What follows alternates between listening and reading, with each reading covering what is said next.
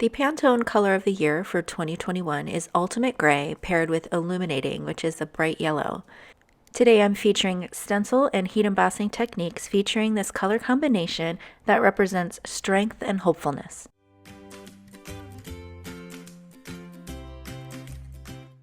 Here I have the ALTENEW Scallop Builder stencil.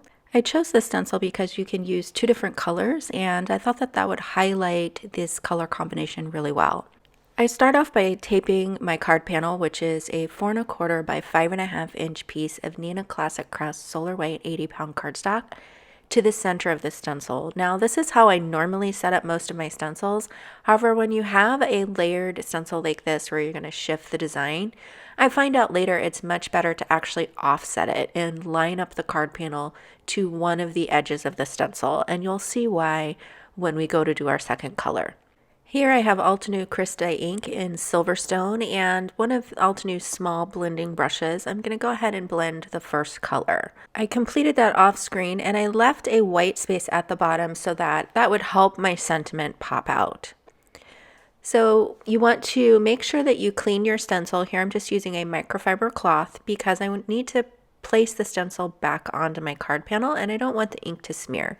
I'm just cleaning my blending tool by rubbing that off on a microfiber cloth. And here's where I learned it's much better not to center your card panel. So this is how we had it set up originally. You can see that my brain is trying to figure this out, you guys. So normally I want to make sure that I have the whole pattern, the whole stencil pattern on the card panel. I'm not going to be able to do that because I centered the card panel.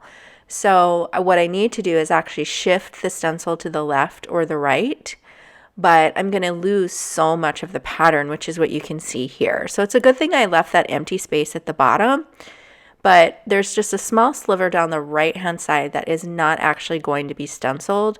So that means I'll need to trim down my card panel. Before I ink up the panel, I'll re-ink my WOW embossing pad with the WOW ink pad refill conditioner and freestyle tool. So this is just a roller ball with the embossing ink inside the vial, and you just rub it over your ink pad. I love to do this before I ink up a stenciled panel like this because you want to have a nice juicy ink pad to get the best result with solid embossing. So you just want to press this down. You don't really want to swipe it over your stencil because you run the risk of getting some embossing ink kind of spreading underneath your stencil, which is going to give you a distorted image.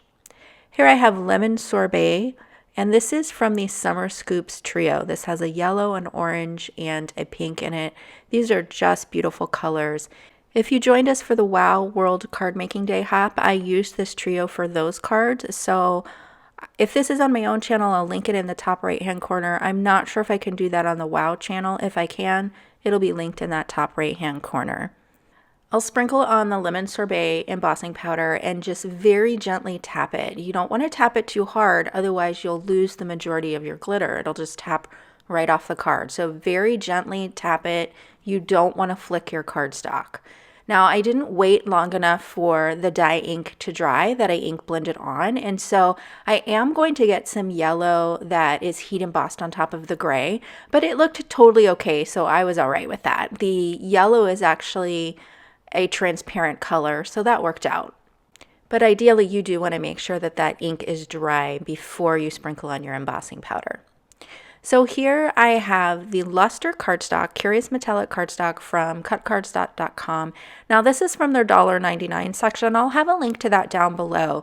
These are 5x7 flat invitations and they're so great for die cuts, you guys. I love them for card panels and die cuts. They can add a beautiful shimmer and elegance to your card, and I thought that they would be perfect for this color scheme. So I've gone ahead and die cut that with the Simon Says Stamp plus CZ Design Hello dies. And I'm not going to use the shadow die on this one, just the regular die. Here I couldn't decide whether or not I liked it on the white card panel or the LUSTRE cardstock. I opted for the white, but now that I'm watching the video back, I think I prefer the gray. Let me know which one you preferred in the comments down below. I went ahead and stacked this die cut on two more white die cuts of the Hello die cuts, and I stacked those up, and I'm just going to glue this to the bottom. I'm glad that I left a little bit of that white at the bottom. Otherwise, I think that the sentiment would have been lost, and I didn't necessarily want to use the shadow dye this time around. You can see how the glitter catches the sun so beautifully. I will pre-dry NUVO drops on a craft mat and just store them in this little container here. And I'll add a few gray drops to draw your eye to the sentiment. Here you can see the finished card, and you can see how the yellow embossing powder covered up some of that gray ink.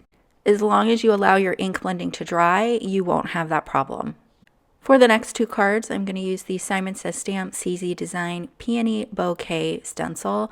This is a beautiful stencil. I love that the florals are already arranged for you, but you also have some negative space left over for your sentiments, which I think is really great if you want to stamp a sentiment. So I'm going to go through the same process. Here I have a piece of the LUSTRE cardstock that's cut to 4 1/4 by 5 1/2. I've taped on my stencil, and I'm just going to press the embossing pad down onto the stencil to make sure everything is good and inked up. Now, because this is gray cardstock, it's pretty easy to tell what's inked up and what's not, because it will darken the cardstock. So it's pretty easy to see, and that's helpful because you'll know that you'll get a clean, clear image once you emboss this. I always forget that you can get a tone-on-tone look just by using your embossing ink in this way, and I have considered leaving it like this. Ultimately, I decided to sprinkle on the lemon sorbet embossing powder, and I did this with a white piece of cardstock as well. So we'll go ahead and heat set both of these at the same time. Sometimes it's difficult to see whether or not your glitter embossing powders are heating up, but you can see the glitter start to twinkle. The color may not change necessarily, but you can distinctly see that twinkle there, and that's how you know that the powder is melting appropriately. Always start heating from the back so that you don't blow the glitter off of the cardstock. At this point, I wasn't sure if I liked the gray card panel, which is why I did a white one also. Some of the glitter blends into the gray cardstock, so it looks a little patchy in its application, even though it's not. I got nice solid coverage there, but it just kind of blends in.